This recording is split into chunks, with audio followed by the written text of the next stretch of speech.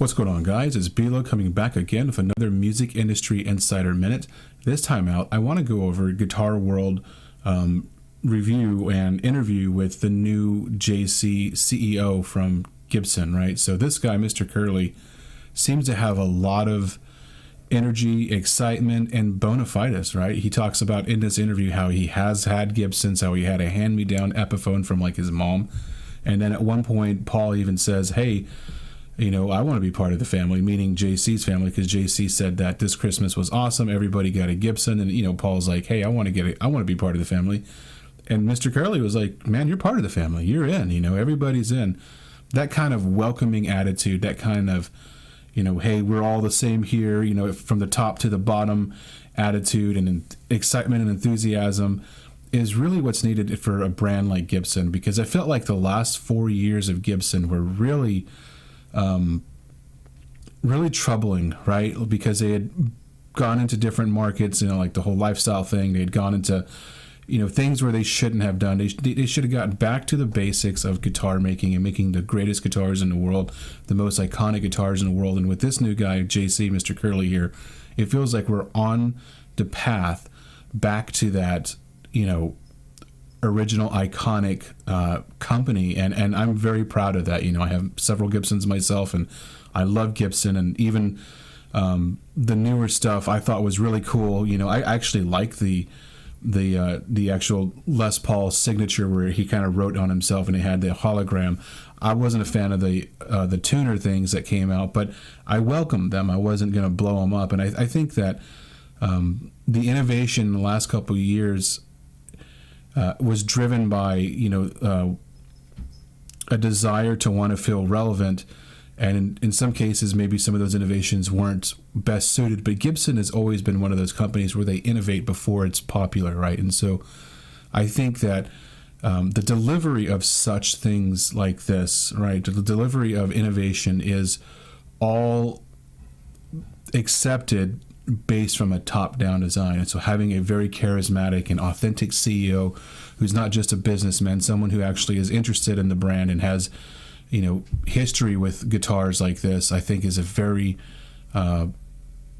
very positive sign in the direction of the future of what we can expect to see from Gibson. I'm very excited to see like a rebirth, and it'd be interesting to see something like this in the Marshall camp as well, because, you know, ever since Jim Marshall, you know, rest in peace, right?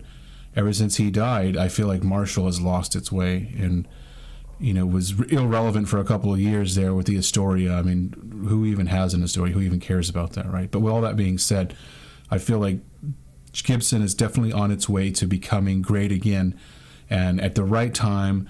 They weren't at NAMM last year, but they are at NAMM this year, and in a big way. Apparently, as you can see in the pictures of this booth in this interview with Mr. Curleigh, you know, there's just probably 200 or 300 guitars in there, right? I mean, it's not a cheap thing for a company like Gibson to get in there, and especially when they had filed bankruptcy and, you know, restructuring and investors and all this thing coming in. It's not, from a business standpoint, an easy thing for them to pull this off, but it was a necessary thing, and it takes the energy and the enthusiasm and the charisma from a leader like JC in a corporate, you know, within a corporate context, to be able to move the ball forward, right, and to get more out of it. And just wanted to recommend this set of interviews here from Guitar World with Paul and Mr. James Curleigh. I really think that everybody who is a Gibson fan or used to be a Gibson fan or was on the fence of being a Gibson fan should definitely watch this two-part video series here, and I'll link them down below in the description here. And I just am overwhelmed. I feel like, you know, the home team is back again. I feel like, you know, the old band is back again. The old boys are back, and, you know, this time around with Gibson going on to 2019, 2020, and to presumably future, that we're going to have a new, improved, and, you know, keeping stock of the old things and the new things, and the division between the new and the old, and the, you know, the historic and the future. I can't wait to see what they come up with in the innovation. It's like maybe some of those old guard mentalities where certain body designs were taboo will go away, because, like, if you think about it, right, historically speaking, in this shot right now, you see the V and the Explorer, how those body shapes were shot down, right? But in reality, you know, hindsight is always 20/20. But in reality, the Explorer and the V are some of the most like iconic Gibson guitar innovative designs ever in the history. And so I feel like a leader needs to like direct and move forward and not necessarily listen to the constituency. I feel like the constituency sometimes is flawed in their thinking because they hold on to like I mean, just read Gibson comments, right? If you see people commenting on Gibson videos, you see how they freak out because the colors aren't right, or they freak out because the pick guard looks weird, or they freak out, you know, like because the pickups aren't exactly the same, or the tuning keys. It's like a leader should not listen to that. A leader should move forward, right? And the company should follow, and the people will follow if he's able to sell the idea. Because remember, at the highest levels of society, the highest level people talk about ideas and passion. You know, think about Apple. You know, it's like think differently, right, or something like that, right? Or Nike, just do it, right? Like slogans and ideas is what a leader is supposed to sell, right? And then in the middle strata, like the manufacturing class and the actual business handler people, they make the products, right? Right. And so I feel like JC is definitely the right person at the right time in the right place to revamp and restart this new era for Gibson.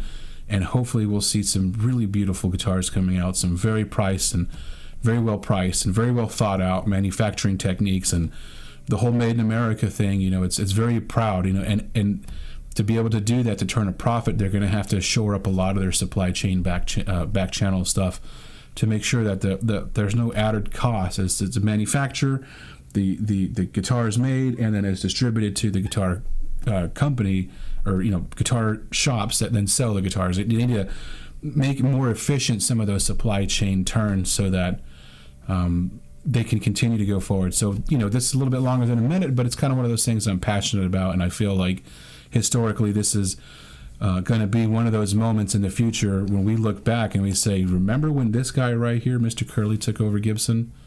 Right. Yeah, this is going to be awesome. I can't wait to see what the future has. I can't wait for NAMM 2020. It's going to be so amazing. So, you know, stay tuned, guys. Make sure you watch this interview, this 2-part interview from Guitar World of Mr. JC, and we'll see you next time around on the Music Industry Insider Minute. Thank you all for watching.